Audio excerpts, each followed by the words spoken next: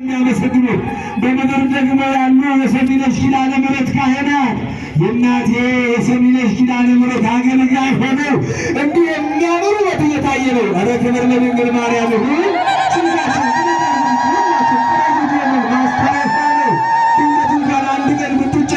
ውስጣችሁ ሰላም ቢያጣ የኪዳነ ምሕረትን አገልግሎት እንዲከፍ አድርጋችሁ የቀረጻችሁትን በቤታችሁ ቁጭ ብላችሁ ስታዩ ሰላም ታገኛላችሁ፣ መረጋጋትን ታገኛላችሁ፣ እረፍት ታገኛላችሁ።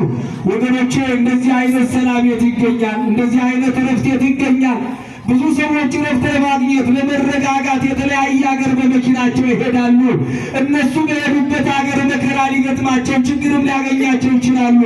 እግዚአብሔር ደጅ የመጣ እግዚአብሔር ፊት የቆመ ሰው ግን ሁልጊዜ እንደተባረከ ነው፣ ሁልጊዜ እንደተቀደሰ ነው የሚኖረው። የእግዚአብሔር ልጆች እርግጠኛ ሆኜ ልንገራችሁ፣ ዛሬ እመቤቴ ድንግል ማርያምን ለመለመን ሰሚነሽ ኪዳነ ምሕረትን ለመጠየቅ ነው የመጣ ነው። የጎደለብን ነገር ካለ ሞልቶልን እንመለሳለን። ያጣነው ነገር ካለ አግኝተን እንመለሳለን። የተቸገርንበት ነገር ካለ ችግራችን በደስታ ተለውጦ እንመለሳለን። ዶክተር አይቻልም ያለው በማኅተም ደምድሞ ያስቀመጠው ከዚህ በኋላ ከዚህ ሰዓት ጀምሮ ለእናንተ አይሳካም የተባለው እመቤታችን ድንግል ማርያም አሳክታ በሰላም ተመልሳችኋለሁ። አረ ክብር ለእመቤታችን።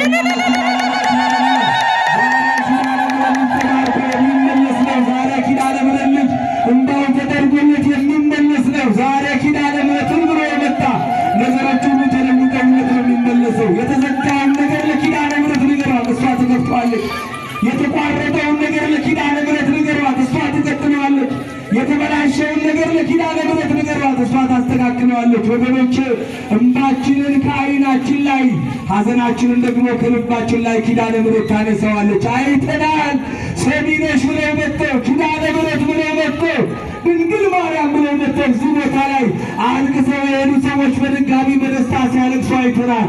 አረ የደስታ እንባ ኪዳነ ምሕረት ውስጣችሁ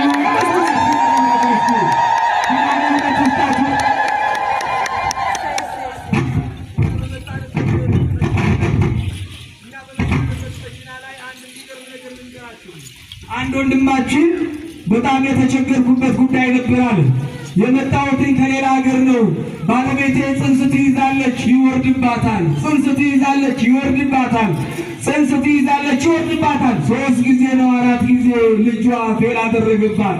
ከዛ በኋላ ቤተሰቦቿ ሊለያዩን ሞከሩ በመካከል ገብተው።